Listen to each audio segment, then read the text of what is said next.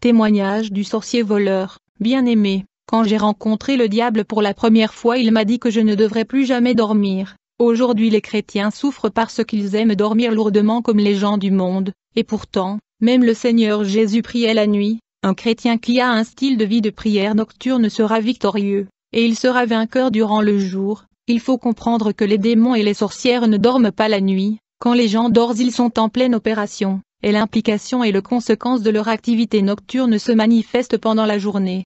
Généralement les gens de ce monde, y compris les chrétiens, ne comprennent pas que ce qui arrive dans la journée ne sont que des manifestations de tout ce qui a eu lieu la nuit. La plupart du temps, le sorcier regarde comme dans un écran ou miroir comment la journée va se passer, et en fonction du déroulement de la journée, ils vont mettre des embuscades, des blocages et des pièges sur base des images de la journée qui sont projetées. La Bible dit, mais pendant que les gens dormaient, son ennemi vint, sema de l'ivraie parmi le blé et s'en alla. Les graines que les sorciers sèment dans la nuit se manifestent dans la journée. En outre, le chrétien qui se réveille tôt le matin pour la prière, contrôlera la journée et prospérera. Et donc pour endormir le croyant profondément, on déployait 3 démons à la porte de leur maison, qui sont l'esprit de faiblesse, l'esprit du sommeil et l'esprit de lourdeur. Le sacrifice dans le monde spirituel, la notion du sacrifice vient de Dieu. Le diable qui séjournait dans le monde céleste copia tout ce qu'il a vu et laissé dans les régions célestes. C'est pour cette raison que le monde de Satan fonctionne avec le sacrifice.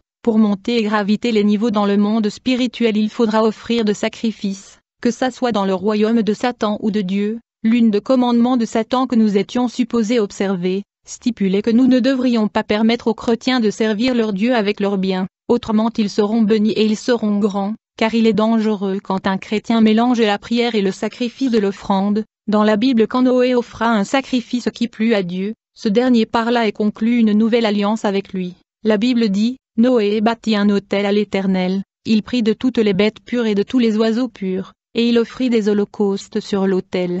L'Éternel sentit une odeur agréable et l'Éternel dit en son cœur, je ne maudirai plus la terre à cause de l'homme, parce que les pensées du cœur de l'homme sont mauvaises dès sa jeunesse. Tant que la terre subsistera, les semailles et la moisson ne cesseront point. Il faut savoir que la prière ne remplacera jamais la semaille, les offrandes et les sacrifices. Tu peux prier autant que tu veux, au moins d'offrir un sacrifice, tu resteras dans la pauvreté. Je suis ici pour vous dire comment votre vie est détruite et comment le réparer. Le diable nous disait de ne pas permettre aux enfants de Dieu d'offrir des sacrifices de peur qu'ils ne soient bénis. Le diable travaille pour que les chrétiens soient pauvres. En plus de ceci, le diable nous avait instruit d'empêcher les chrétiens de passer les temps dans la louange et adoration. Il nous disait, ne le permettez pas de mettre la priorité et d'avoir des moments de louange et adoration de peur qu'ils ne soient guéris et délivrés. En effet, d'après le diable, il y a la guérison et la délivrance dans la louange et adoration car Dieu lui-même descend. La Bible dit, vers le milieu de la nuit, Paul et Silas priaient et chantaient les louanges de Dieu, et les prisonniers les entendaient. Tout à coup il se fit un grand tremblement de terre, en sorte que les fondements de la prison furent ébranlés. Au même instant toutes les portes s'ouvrirent et les liens de tous les prisonniers furent rompus, ceci à cause de la louange. Un jour le diable me dit, Pierre, moi je viens du ciel, je vivais avec Dieu durant des âges.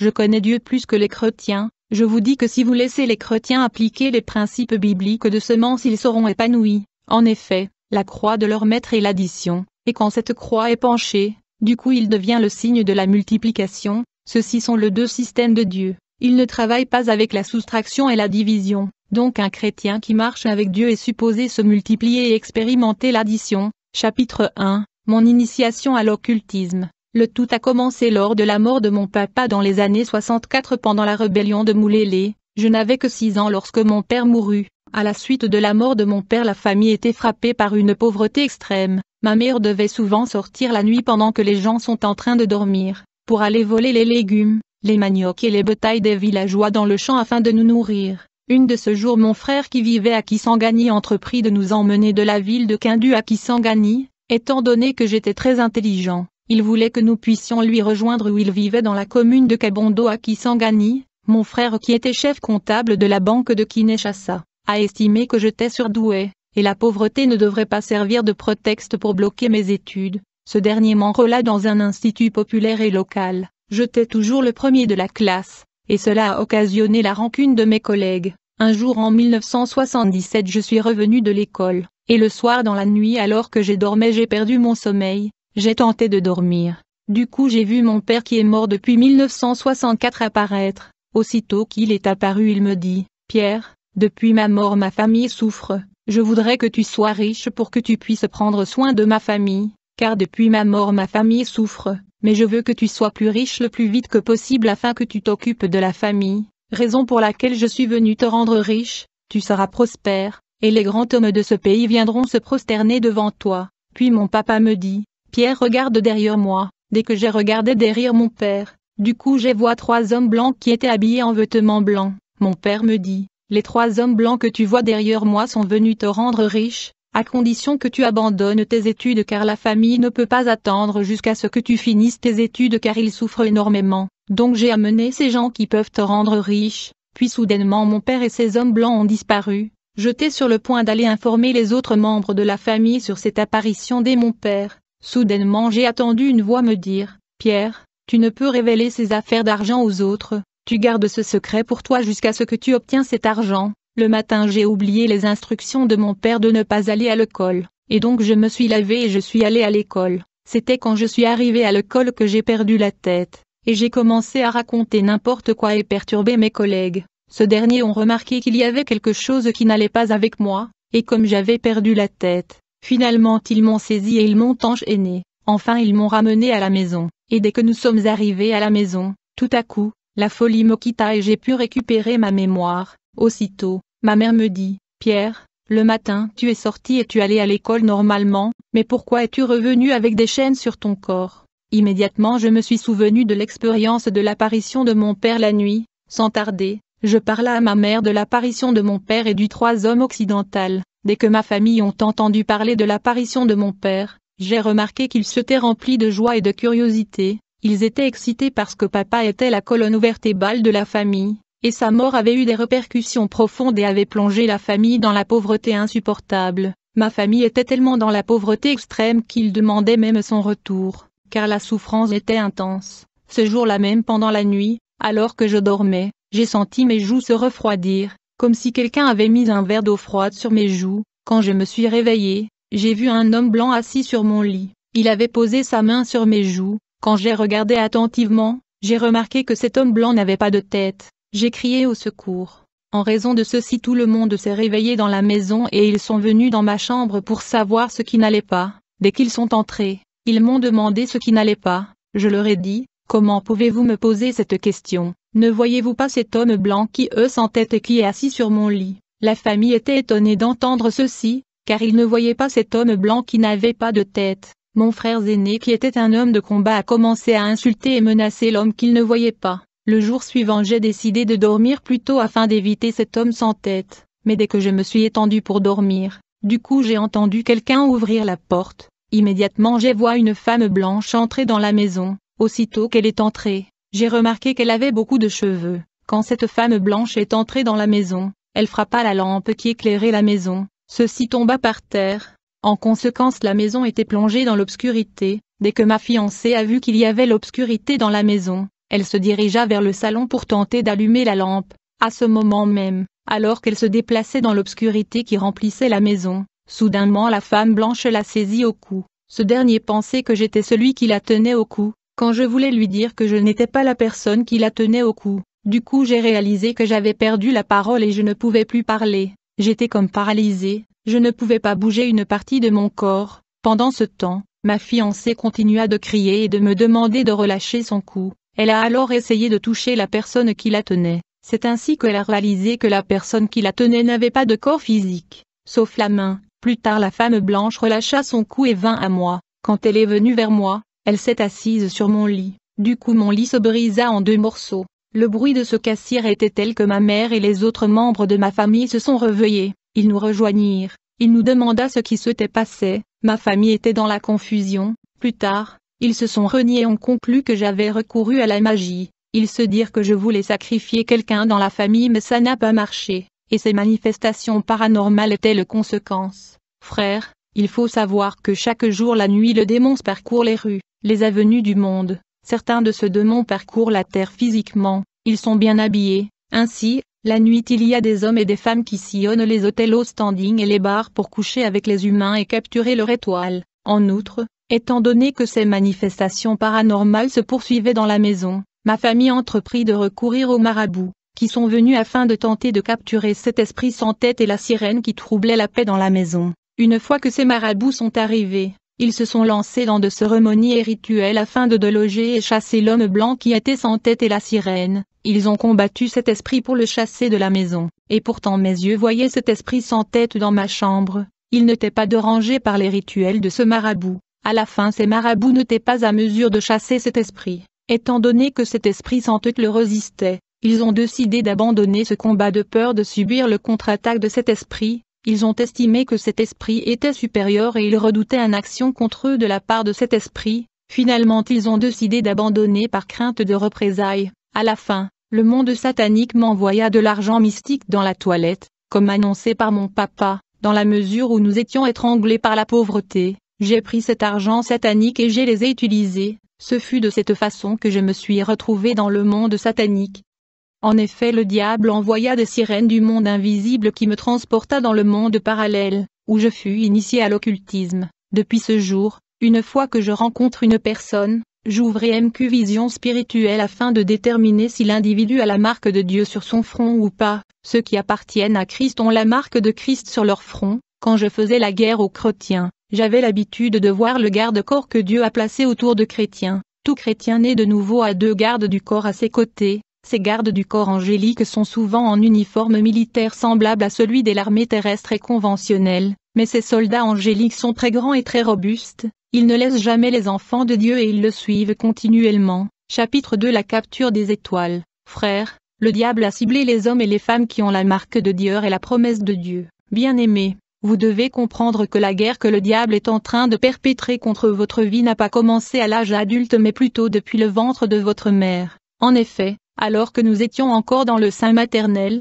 le diable essayait de nous tuer et de s'accaparer de nos étoiles, qui sont les ressources et les destins que Dieu nous a donnés, car le diable avait déclaré la guerre contre nous alors que nous étions dans le sein maternel. Il voulait nous tuer et capturer nos étoiles, et donc la bataille dans la vie de l'homme ne commence pas dans l'âge adulte, mais plutôt dans le sein maternel. En effet, il y a 3 étapes de guerre élaborées par Satan dans la vie de l'homme. La première guerre et bataille contre ta vie avait commencé dans la période prénatale quand tu étais dans le sein maternel, la deuxième période de guerre est la période postnatale et l'enfance, et la dernière étape de guerre dans la vie de l'homme est la période du mariage.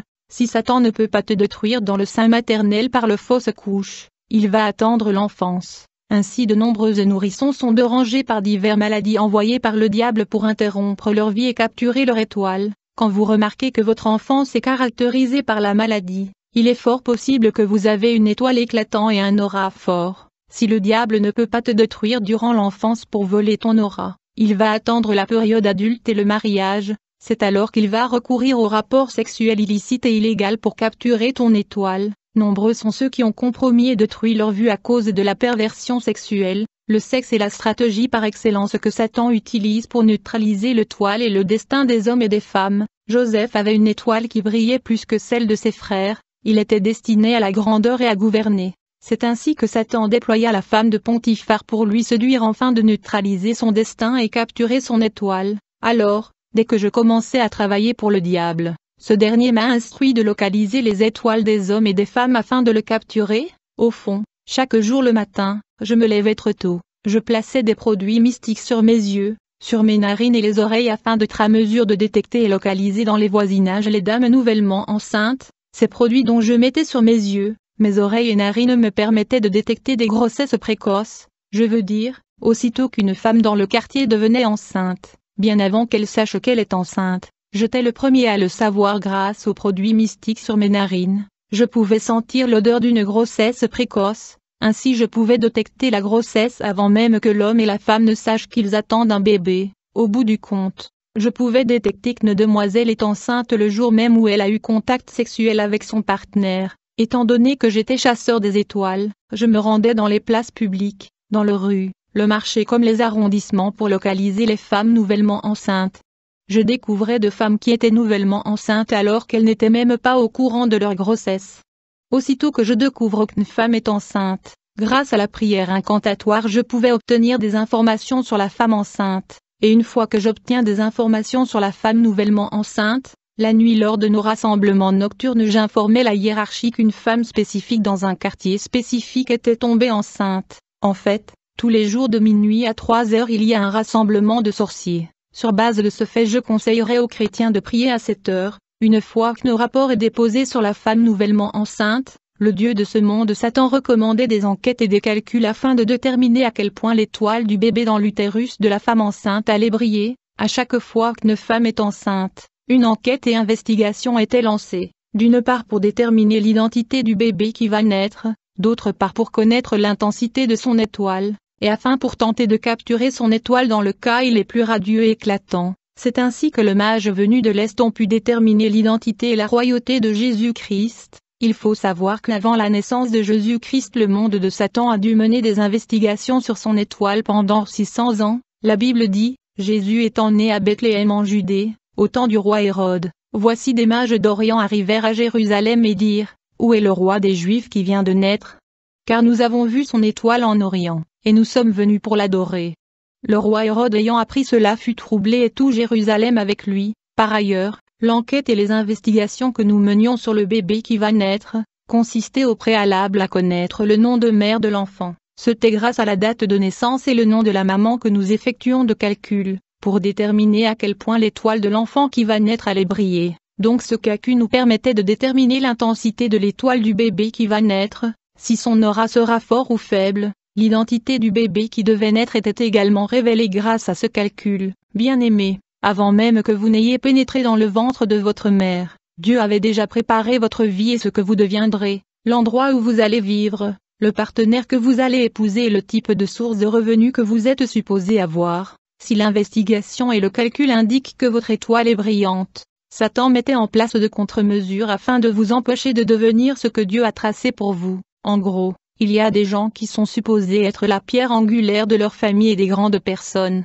En outre, une fois que je découvre l'identité du bébé qui va naître et l'intensité de son étoile, j'étais supposé rapporter au diable la conclusion et le résultat de l'enquête et des calculs effectués par notre confrérie. Dès que l'intensité de votre étoile est déterminée et rapportée à Satan, ce dernier va déclencher la guerre contre votre vie alors que vous êtes encore bébé et du sang dans l'utérus de votre maman. Le contre-mesure mis en place par le diable va consister à empêcher la naissance de l'enfant qui est dans le sein de sa maman afin de capturer son étoile. En fait, une fois que les investigations et calculs indiquent que l'enfant qui va naître sera grand, Satan nous envoyait enterrer de trucs autour de sa mère afin d'occasionner le fausse couche, qui va interrompre la vie de l'enfant, car le diable veut capturer des étoiles éclatants et brillants, car ceux-ci sont des budgets que Dieu a mis à la disposition des hommes qui naissent sur terre. Le diable étant pauvre, travaille pour interrompre le grossesse au moyen des fausses couches, pour s'accaparer de l'étoile de l'enfant. Ainsi, on enterrait des fétiches dans le rue,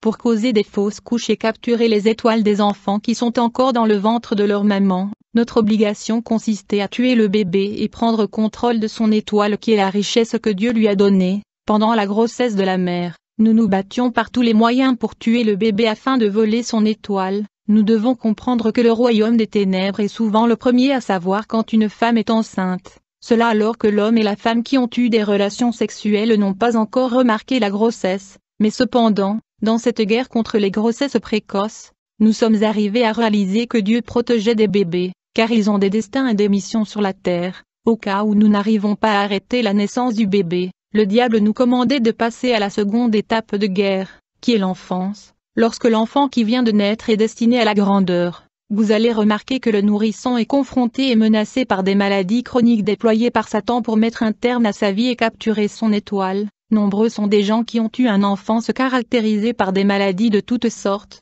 Nous avons ici affaire à la bataille perpétrée par Satan contre leur destin, car l'enfant qui est né a une étoile brillante et il est supposé être une grande personne dans la vie. Mais, ceci est justement la raison pour laquelle Dieu protège les enfants. La Bible dit, là-dessus Hérode fit appeler secrètement les mages et leur demanda de préciser le moment où l'étoile leur était apparue, puis il les envoya à Bethléem en disant, « Allez là-bas, renseignez-vous avec précision sur cet enfant, et dès que vous l'aurez découvert venez me le faire savoir pour que j'aille moi aussi me prosterner devant lui et lui rendre hommage. » Quand le roi leur eut donné ces instructions, les mages se mirent en route.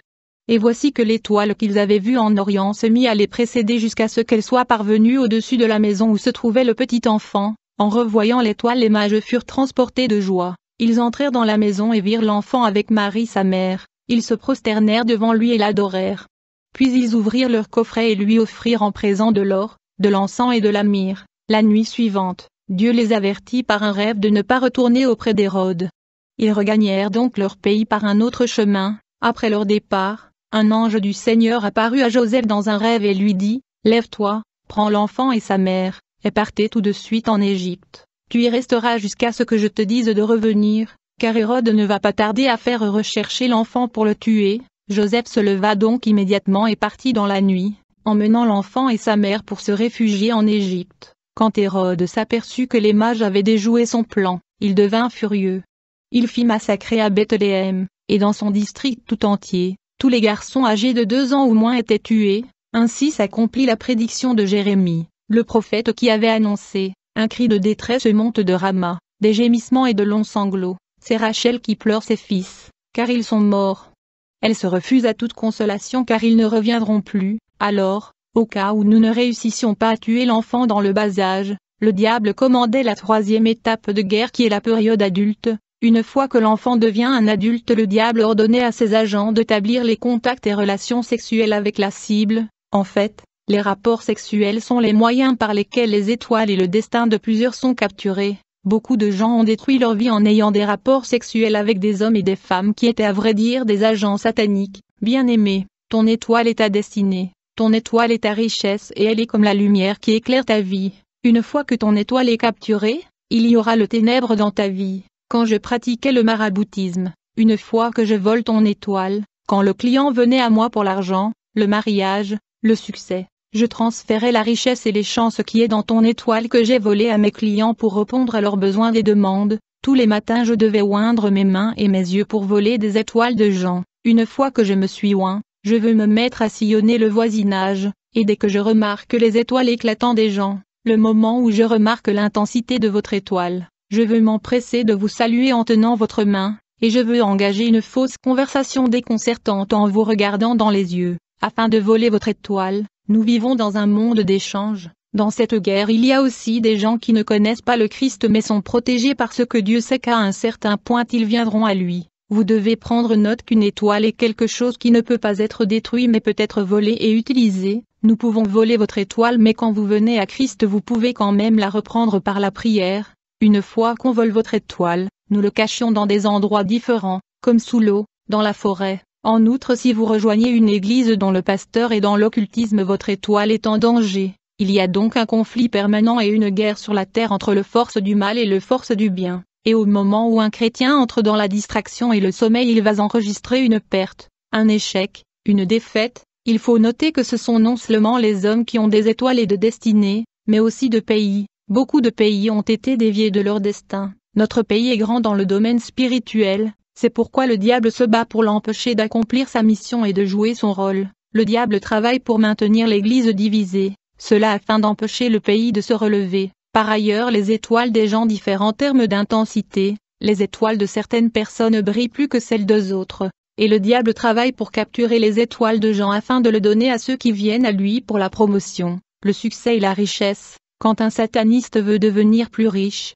il cherchera à voler une étoile d'une personne. Il va essayer de dormir avec des femmes afin d'utiliser leur étoile. La Bible dit, Joseph eut encore un autre songe, et il le raconta à ses frères. Il dit, j'ai eu encore un songe. Et voici, le soleil, la lune et 11 étoiles se prosternaient devant moi. Il y a 7 étoiles que nous combattions dans le monde de Satan. La première étoile est l'étoile du mariage. Le diable nous disait que le mariage est l'institution de Dieu et il donne gloire à Dieu, donc nous devons le combattre. Quand une femme a une étoile de mariage, il aura un grand mariage, elle ne souffrira pas dans le mariage, elle va choisir parmi beaucoup d'hommes qui viendront à lui car une étoile est une lumière, c'est une lampe qui brille et illumine autour. Par conséquent beaucoup seront attirés par cette lumière, même le diable enverra ses agents parce que la lampe qui brille va attirer l'attention. Par conséquent, la dame aura besoin de la volonté de Dieu pour choisir un mari. Elle devra prendre le temps de prier et de demander des signes à Dieu, car le diable donne aussi des rêves. En effet, le mariage peut changer votre vie pour le meilleur et pour le pire. Beaucoup de gens sont dans le mariage, mais ils disent et répètent constamment dans leur cœur, si je savais, quand une femme a une étoile de mariage, même si elle rencontre un homme pauvre, son étoile va faire que son mari devienne riche. La Bible dit celui qui trouve une femme trouve le bonheur. Le second étoile que nous combattions était l'étoile du travail. Il y a des gens qui sont destinés à exceller dans l'environnement de travail, car ils ont l'étoile du travail. La troisième étoile que nous combattions était l'étoile de la sympathie. Il y a des gens qui sont supposés être aimés dans la vie et la société. Ils vont bénéficier de faveurs et des accès. Tout le monde va les aimer, mais une fois que cette étoile est volée, la personne va expérimenter le rejet dans la vie et la société. Vous allez vous demander pourquoi les gens vous rejettent et ne sont pas intéressés à vous. Mais quand vous avez cette étoile, les gens vont vous ouvrir des portes. La quatrième étoile que nous combattions était la progéniture. Il y a des hommes et des femmes qui sont supposés avoir beaucoup d'enfants. Vous remarquerez que tous leurs enfants sont bénis. Ils sont tous été à l'université, et ils sont tous du bon travail. Mais une fois que cette étoile de la progéniture est volée, vous verrez une famille avec de belles filles mais qui ne sont pas mariées, parce que cette étoile a été volée. Vous verrez une famille des hommes qui sont dans le banditisme et les vols à main armée. En plus de ceci, il y a aussi l'étoile de leadership. Il y a des gens qui sont nés pour gouverner, même s'ils n'ont pas été à l'université. Ceci est le genre d'étoile que Joseph avait, il était censé régner. Quand il est allé en Égypte, il a fini par gouverner. Jésus était roi et était supposé régner grâce à son étoile. La dernière étoile est l'étoile du ministère. Ceci est l'étoile que le diable déteste le plus. Il y a donc des gens qui sont nés sur la terre avec la mission d'être ministres de Dieu et apporter la lumière à l'humanité. Dès que nous détections qu'un enfant est né avec cette étoile du ministère, nous savions qu'il allait combattre le royaume de Satan. Il fallait donc tenter de tuer l'enfant. Ceci est l'étoile de la grandeur et de l'élévation. Nous pouvons voir l'implication de cette étoile dans le livre d'Exode 23 verset 25. Vous servirez l'Éternel votre Dieu, et il bénira ton pain et tes eaux, et j'ôterai la maladie parmi vous. Aucune femme dans votre pays ne fera une fausse couche ou ne sera stérile. Je remplirai le nombre de vos jours. Le diable nous disait vous ne devriez jamais permettre aux chrétiens de servir Dieu avec leurs biens. Ils ne devraient pas faire des sacrifices et des offrandes. Je me souviens que chaque samedi nous allions au cimetière, avec des satanistes et des faux pasteurs. Ces pasteurs des grandes églises dans la ville sont des pasteurs sataniques. Nous allions là-bas afin d'acheter des âmes qui sont mortes prématurément à la suite des sacrifices humains et la sorcellerie. On achetait des esprits de gens tués dans la sorcellerie. Ces victimes de la sorcellerie étaient vendues dans les différents cimetières de la ville. Les pasteurs achetaient et déployaient ces esprits humains aux alentours de leur église, et ces esprits humains qui étaient devenus des esprits servants avaient pour travail d'attirer les gens à venir à l'église de ce pasteur satanique. C'est ainsi que ces églises attirent beaucoup de gens. Ces esprits font tomber les gens quand les pasteurs prient pour eux. Pendant la prière, il y aura des gens qui tombent et des gens qui parlent des langues de démons. Le diable a installé son trône dans beaucoup des églises. Souvent quand on allait acheter les victimes de la sorcellerie dans le cimetière la nuit le samedi, on voyait deux anges de lumière dans les tombes de ceux qui sont morts en Christ, et nous ne pouvions pas approcher leur tombeau, à cause de l'intensité de la lumière aveuglante provenant de ces militaires angéliques, qui étaient positionnés autour de pierres tombales des morts en Christ. Ces anges sont positionnés là pour garder les restes de morts en Christ jusqu'au jour de la résurrection des morts. À part les cimetières, je me rendais souvent à l'hôpital général de la capitale pour acheter les corps de bébés morts. C'est ainsi qu'il augmentait mon niveau. J'allais dans les hôpitaux pour récupérer les fœtus que j'offrais à Satan. Nous devons comprendre que le monde obscur fonctionne avec le sacrifice. Quand j'étais un marabout, les gens venaient chez moi pour des besoins et des buts différents. Je leur demandais des sacrifices humains. Je leur demandais souvent de sacrifier les membres de leur famille. Et une fois que le membre de leur famille mourait, ces victimes n'allaient pas en enfer ou au paradis. Par contre, ils devenaient mes serviteurs. Ils travaillaient pour moi en tant qu'esprit servant. Je les envoyais dans la cité afin qu'ils me trouvent plus de clients. Ainsi donc, beaucoup de personnes bien que mortes sont opérationnelles sur la terre en tant qu'esprit servant. Si le Seigneur ouvre vos yeux, vous verrez beaucoup des esprits humains devant de nombreux magasins, supermarchés et même des églises. Les propriétaires des magasins, supermarchés venaient me voir pour les clients. Je leur donnais des esprits humains victimes de sacrifices et de la sorcellerie. Ces gérants de magasins et supermarchés déployaient ces esprits humains dans la rue pour qu'ils poussent les gens à entrer dans leurs magasins et acheter. Ces esprits servants sont des victimes du sacrifice humain et leur travail est d'attirer les clients parce qu'ils sont des esprits servants. Même les pasteurs qui venaient pour avoir la foule, je leur donnais des esprits des hommes morts par la sorcellerie. Et ces pasteurs déployaient ces hommes morts dans le quartier pour qu'ils puissent attirer les gens dans leur église. Dans le monde de Satan, j'ai vu beaucoup de gens qui ont servi Satan durant leur vie. Quand ils sont morts, ils se sont retrouvés en train de faire de travaux forcés. En effet, le diable dans son école nous disait, vous avez à évangéliser plus que les chrétiens afin que nous puissions gagner plus des âmes qui vont brûler avec nous dans les temps de feu et de soufre. De nos jours, vous pouvez voir que même les pasteurs sont gagnés par le diable, et quand votre pasteur est gagné par le diable, votre âme est en danger. Un jour, le diable me dit: Pierre, une église est comme un bateau. Lorsque le capitaine percute un rocher, le capitaine ne mourra pas seul, les passagers de son bateau vont couler avec lui. En raison de ceci, pour rejoindre une église dans ce monde, vous devez prier. Chapitre 3: Les prisons sataniques. Il faut savoir que la prison centrale de Satan se trouve dans le monde des eaux. Cela dit, il a beaucoup de prisons de par l'univers. Une fois qu'un homme est emprisonné par Satan, seulement l'intervention de Jésus-Christ qui peut délivrer cet homme de sa situation. J'ai dit que le diable a beaucoup de prisons. Il a des prisons sous l'eau. Beaucoup de gens sont incarcérés dans les prisons du monde des eaux. Nombreux sont de gens qui sont emprisonnés sous les rivières, le lac et les sources d'eau.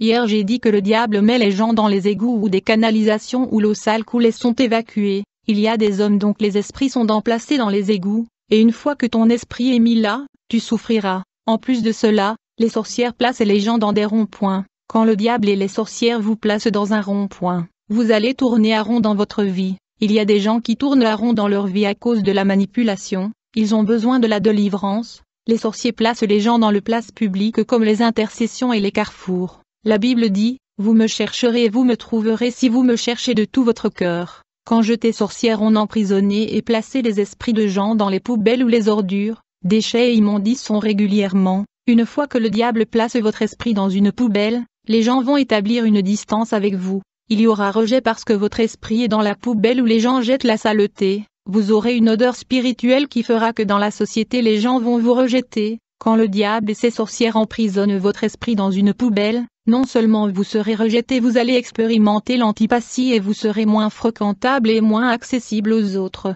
Les gens se distanceront de vous et vous rejetteront, à cause de la saleté que sont jetés par les gens dans la poubelle où votre esprit est placé. La Bible dira, invoque-moi au jour de la détresse, je vous délivrerai et vous me rendrez honneur. Le diable et les sorcières emprisonnent les gens dans la forêt et la brousse loin des gens et des quartiers résidentiels. Une fois que vous êtes placé dans la forêt en prison, dans la société personne ne vous remarquera car votre esprit est loin de gens dans la forêt. Le diable et les sorcières attachent et ligotent leurs prisonniers dans la forêt sur un petit arbre, qui va agrandir avec le victime jusqu'au jour où l'arbre mourra et tombera. Si l'arbre sur lequel le victime est attaché est ligoté a une durée de vie de 100 ans, vous serez captif toute votre vie jusqu'à ce que l'arbre meure et se croule, c'est alors que vous serez libéré. Il y a beaucoup de gens vivant en ville, dont les esprits sont attachés dans la forêt, ils sont ignorés et invisibles dans la vie courante. Le diable et ses sorcières emprisonnent les gens dans de bouteilles. Une fois que votre esprit est en prison dans une bouteille, vous aurez du mal à prier,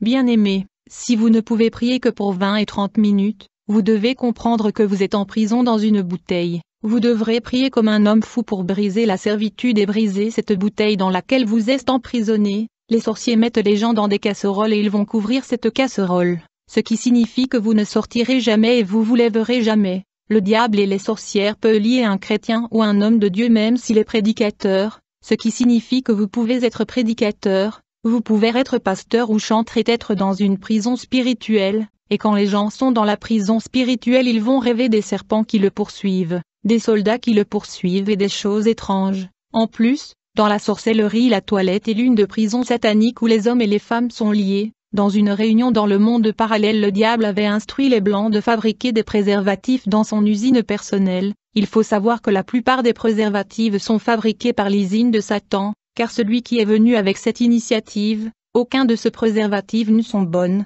Les diables emprisonnent la vie des hommes et des femmes grâce aux préservatifs qu'ils jettent dans les toilettes ou poubelles. Quand les hommes jettent leurs préservatifs, leurs semences sont collectionnées. Quand les femmes jettent le sang de règle dans les toilettes, ceci est aussi récupéré. Pour emprisonner les gens dans les toilettes, nous utilisions des objets qu'ils jetaient dans les toilettes comme du sperme, du sang, des cheveux, des ongles. Dans tout le toilette du monde, il y a la sirène Jacqueline et un grand serpent. En outre, dans beaucoup de maisons on installait des antennes pour écouter et surveiller les familles. Ces antennes étaient des toiles d'araignée. On installait également ces toiles d'araignée dans la rue pour capturer nos cibles. J'ai toujours conseillé aux gens d'avoir un chien plutôt qu'un chat. Quand un chien aboie la nuit, il est véritablement en train de vous avertir sur l'arrivée de sorciers. Et quand le chien est accablé par la peur, vous allez remarquer que sa voix va changer. Toutefois, les chiens est un animal qui a 4 yeux, et qui peut voir les sorciers. et il tente toujours de le chasser. Par contre le chat est une porte d'entrée de sorcier, un camarade de sorcier.